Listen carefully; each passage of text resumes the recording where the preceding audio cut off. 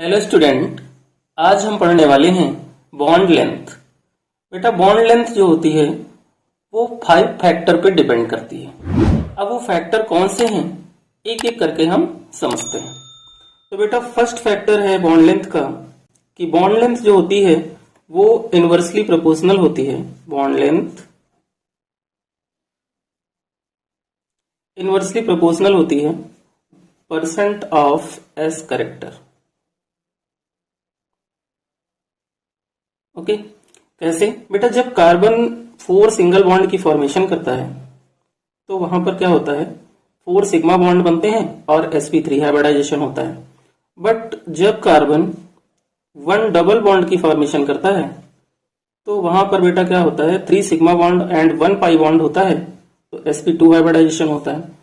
और कार्बन जब 2 pi bond की फॉर्मेशन करता है तो वहां पर sp हाइब्रिडाइजेशन होता है। तो बेटा जब कार्बन sp3 हाइब्रिडाइजेशन शो करता है तो वहां पर जो s करेक्टर होता है वो कितना होता है, 25% होता है। sp2 में क्या है, s करेक्टर जो होता है वो 33.33% होता है और sp में s करेक्टर जो होता है वो 50% होता है। तो यहाँ पर फैक्टर जो हम पढ़ रहे हैं वो क्या है, bond length inversely proportional s character, है ना। तो परसेंट ऑफ s करेक्टर जिसका सबसे कम होगा उसकी बॉन्ड लेंथ क्या होगी, सबसे ज्यादा होगी। तो s करेक्टर किसमें कम है, जिसमें कार्बन पर sp3 हाइब्रिडाइजेशन है, ठीक है ना। तो ये बॉन्ड लेंथ सबसे ज्यादा शो करेगा, sp2 वाला उससे कम करेगा और sp3 वाला सबसे कम करेगा। ये फैक्टर आपको समझ में आ गया। नेक्स्ट फैक्टर है बेटा जो बॉन्ड लेंथ का, बॉन्ड लेंथ इनवर्सली प्रोपोर्शनल होती है बेटा किसके, बॉन्ड ऑर्डर के होती है, बॉन्ड ऑर्डर के। यानी कि बॉन्ड ऑर्डर जितना कम होगा बॉन्ड लेंथ उतनी ज्यादा होगी। फॉर एग्जांपल F2 है, O2 है और N2 है। अब ये ऑर्डर हमने क्यों लगाया, है ना, क्योंकि यहां पर बेटा जो F2 का बॉन्ड ऑर्डर होता है वो होता है 1। बॉन्ड ऑर्डर कितना होता है, 1 होता है, क्योंकि बिटवीन F के बीच सिंगल बॉन्ड की फॉर्मेशन होती है। तो F2 का बॉन्ड ऑर्डर क्या हुआ, 1 हो गया, O2 का बॉन्ड ऑर्डर 2 हुआ और N2 का बॉन्ड ऑर्डर कितना हो गया, 3। तो बॉन्ड ऑर्डर जितना कम होगा बॉन्ड लेंथ बच्चों उतनी ज्यादा होगी। सेकंड फैक्टर आपको समझ में आ गया। अब है हमारा थर्ड फैक्टर जिसपे बॉन्ड लेंथ डिपेंड करती है। तो वो थर्ड फैक्टर हमारा कौन सा है बेटा, बॉन्ड लेंथ जो है वो इनवर्सली प्रोपोर्शनल होती है इलेक्ट्रोनिगेटिविटी के। थर्ड फैक्टर क्या है, bond length inversely proportional electronegativity.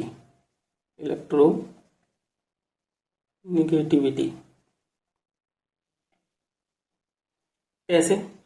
अगर हम हैलोजन फैमिली की बात करें तो हैलोजन में हमारे पास आयोडीन है, Br है, ब्रोमीन, क्लोरीन है और फ्लोरीन है। तो बेटा जब हम पीरियोडिक टेबल में टॉप टू बॉटम मूव करते हैं तो क्या होता है, इलेक्ट्रोनिगेटिविटी कम होती जाती है और जितनी इलेक्ट्रोनिगेटिविटी कम होगी एटम की उसकी बॉन्ड लेंथ उतनी क्या होगी, ज्यादा होगी। तो टॉप टू बॉटम इलेक्ट्रोनिगेटिविटी कम होगी, इसका मतलब I का बॉन्ड लेंथ ज्यादा होगा Br से और Br का ज्यादा होगा Cl से और Cl का ज्यादा होगा F से। तो इलेक्ट्रोनिगेटिविटी के केस में हमारा बॉन्ड लेंथ का ये ऑर्डर बनता है। फोर्थ फैक्टर है बेटा बॉन्ड लेंथ का, बॉन्ड लेंथ जो होगी, बॉन्ड लेंथ वो इनवर्सली प्रोपोर्शनल होगी किसके, नंबर ऑफ बॉन्ड्स। यानी कि bond length number of bonds के इनवर्सली प्रोपोर्शनल होती है। कैसे? जितने ज्यादा बॉन्ड बेटा होंगे कार्बन बिटवीन कार्बन में बॉन्ड लेंथ उतनी ही कम होगी। जैसे कि carbon single bond carbon, carbon double bond carbon and carbon triple bond carbon, है ना। अब यहां पर जो बॉन्ड लेंथ है बेटा वो सबसे कम किसकी है, तो बेटा बॉन्ड लेंथ सबसे कम उसकी होगी जिसके पास नंबर ऑफ बॉन्ड्स ज्यादा होंगे। तो सिंगल बॉन्ड की बॉन्ड लेंथ क्या होगी, सबसे ज्यादा होगी। क्यों? क्योंकि नंबर ऑफ बॉन्ड्स जब कम होते हैं तो बॉन्ड लेंथ बढ़ती है और नंबर ऑफ बॉन्ड्स जब ज्यादा होते हैं तो बॉन्ड लेंथ कम होती है।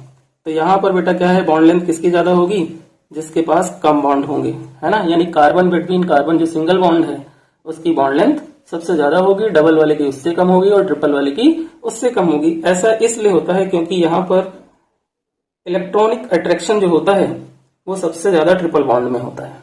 ठीक, क्यों? क्योंकि ट्रिपल बॉन्ड में 3 बॉन्ड की फॉर्मेशन के लिए 6 इलेक्ट्रॉन यूज होते हैं और डबल बॉन्ड में 4 और सिंगल बॉन्ड में 2 इलेक्ट्रॉन। तो इलेक्ट्रॉनिक अट्रैक्शन की वजह से ऐसा होता है कि कार्बन सिंगल बॉन्ड कार्बन की बॉन्ड लेंथ सबसे ज्यादा होती है। नेक्स्ट फैक्टर बेटा हमारा लास्ट फैक्टर है बॉन्ड लेंथ को फाइंड करने का, और वो है बेटा बॉन्ड लेंथ जो होगी वो डायरेक्टली प्रोपोर्शनल होगी साइज ऑफ एटम की। सो बेटा फिफ्थ जो फैक्टर है हमारा वो है bond length.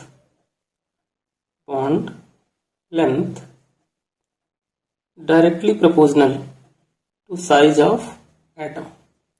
Size of atom, ये हमारा नेक्स्ट फैक्टर है।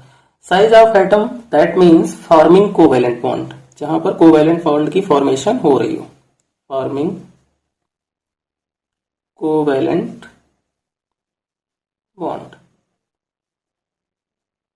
कैसे? सपोज करो कि हमारे पास एक HI है, एक HBr है, एक हमारा HCl है और एक हमारा है HF। यहाँ पर कोवैलेंट बॉन्ड की फॉर्मेशन हो रही है। तो इसने ये कहा है कि बॉन्ड लेंथ जो है वो डायरेक्टली प्रोपोर्शनल है साइज ऑफ एटम, यानी जिस एटम का साइज जितना बड़ा होगा उसकी बॉन्ड लेंथ उतनी ज्यादा होगी। तो on moving down the group periodic table में जो आयोडीन है उसका साइज सबसे बड़ा होता है, तो इसलिए यहाँ पर जो बॉन्ड लेंथ का ऑर्डर होगा HI का सबसे ज्यादा होगा, HBr का उससे कम होगा, HCl का उससे कम होगा और फिर HF का होगा। ये है बेटा 5 फैक्टर हमारे बॉन्ड लेंथ फाइंड करने के, या फिर हम ये कह सकते हैं कि बॉन्ड लेंथ के ऑर्डर को फाइंड करने के। अगर बच्चों बॉन्ड लेंथ का कॉन्सेप्ट आपको अच्छे से समझ में आ गया हो तो वीडियो को लाइक करना, चैनल को सब्सक्राइब करना और वीडियो को शेयर करना